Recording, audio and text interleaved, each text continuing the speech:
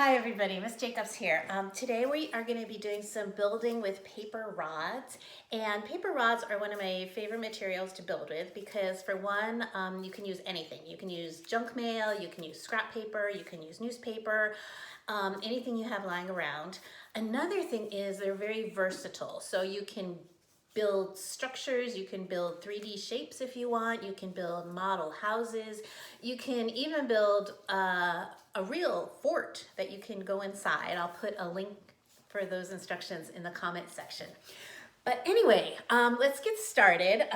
Things you're gonna need are, like I said, paper. You're gonna need masking tape, and I don't know if you remember, but I like to always have a bunch of masking tape ready to grab.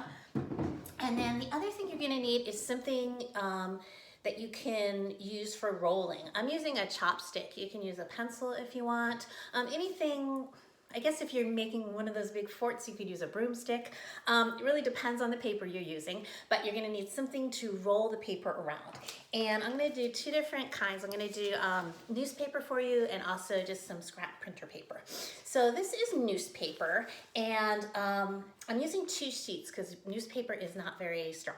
You know, it's not very stiff. So I'm really just gonna take it and roll it around the stick. I'm rolling it as tightly as I can. And again, this is one of those things that's easier to do on a flat surface, but I wanna make sure you can see my hands. And then I'm gonna loosen it the tiniest bit so I can just take it out. And I have my rod. The last thing I really wanna make sure you know is that there's gonna be a little bit sticking up because I didn't roll it straight, so you're just gonna like flatten that, because you want them all to be the same size. And you're gonna take, I like to take a tape on one side and tape on the other. And there you go, you have a rod. I'm also gonna show you how to do this with printer paper. This is a piece of scrap paper. And for this, I'm just gonna use one because this paper is stronger. Again, harder to do standing up, but we'll make it work. You're gonna wrap it around. Go. And as tight as I can, I'm gonna loosen it a little bit so I can pull the stick out. And then this one is actually pretty straight, but sometimes you'll have a little piece sticking out when you don't roll it completely straight. And you really wanna make sure that it's all the ends are tucked in. The reason is you wanna make sure every paper rod that you make is the same size. And again, I'm gonna take a piece of tape here, one side, and now another.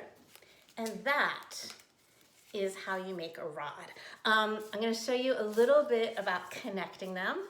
And what do I have to show you? I'll just use one of these. When you connect them, you're gonna wanna squeeze and squeeze.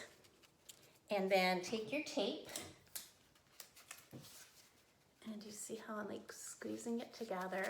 And now I've taped it on this side. I'm gonna flip it over because this is weak right here, and I'm gonna put a piece of tape on the other side. And then you have a pretty strong connection. So this is if you wanna tape 2 together, and that is something you often do, just 2 together. But I also have this kind of cool way, if you're someone who likes to make pyramids, for example, you can, I'm gonna show you what I did here. I took a piece of tape and I put it on the table and I matched up 3 rods, kind of like a Y shape. And I put tape on one side, I just lay them down on the tape. And now I'm taking another piece of tape right here. I'm gonna really rub it down because, you know, tape works best when you put a lot of effort into it. Some people say tape works as hard as you do. And then you see I have a joint with 3. And now all I need is another triangle to make a little pyramid. So triangles, you can do so much with them. I mean, one thing is you can make pyramids for sure. If you put pyramids together, you can make a diamond. Let's see, you can stack pyramids if you just like to wanna build with them. I also, what else do I have here? I feel like I did so much. Oh yeah, you can make little pyramids. I even have a tiny one. This is really fun. This is a little spinning toy, and I don't know if you can see it.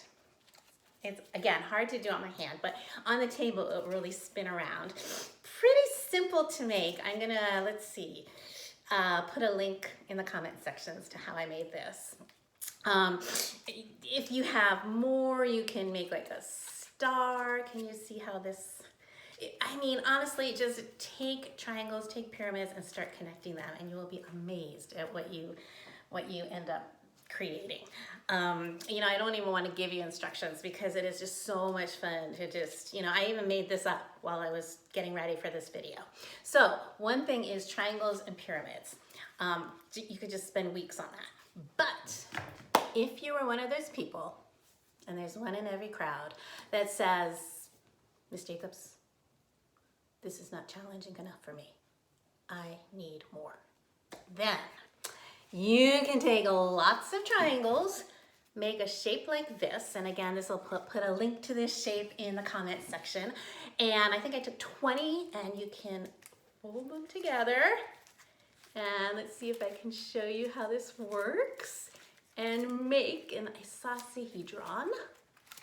There we go. There you go. And this is very cool.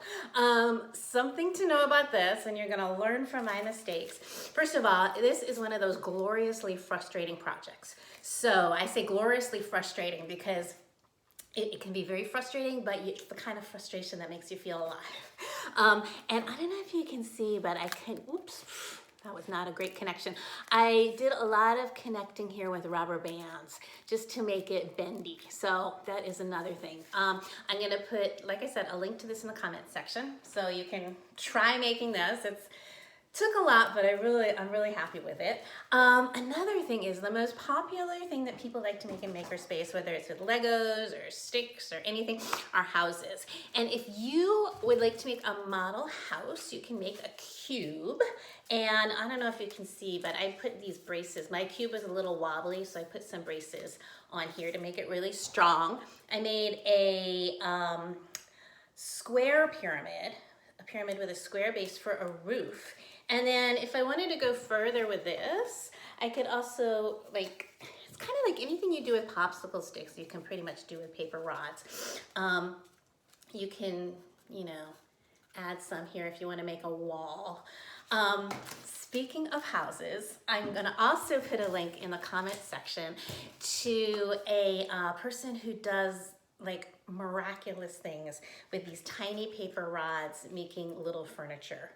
It's extraordinary and very inspiring for me. So if you want to make a house, make little furniture, that's another thing you can do with paper rods. I just realized there's one more thing I wanted to tell you is you can also, if you have a rod and you want to fold them, you can very easily fold them and connect them. And you can take 3 folded ones and turn it into a pyramid. The only thing I wanted to make sure you know is that when you fold them, you definitely want to measure because you want to make sure they're exactly the same size. And let me just show you the little pyramid I made. Can you see how this connects together? Like the pyramid, sorry, it's so hard to do standing up. I'm gonna just let you play around with that. What else can I tell you? I think, oh, you can always take triangles and put them together to make up the beloved hexagon. The hexagon, you can, I don't know, probably use this as a frisbee. You could make another hexagon and build with those.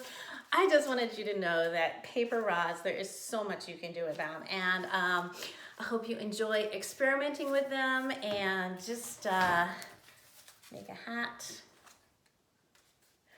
Wait, how about this for a hat? Yeah, you can make a crazy hat. If you make any interesting things that you want to send me a picture of, you can send it to rochelle.jacobs@ousd.org. And sending you lots of love. Hope you're safe, happy, healthy, and of course, busy. Take care, you guys. Bye-bye.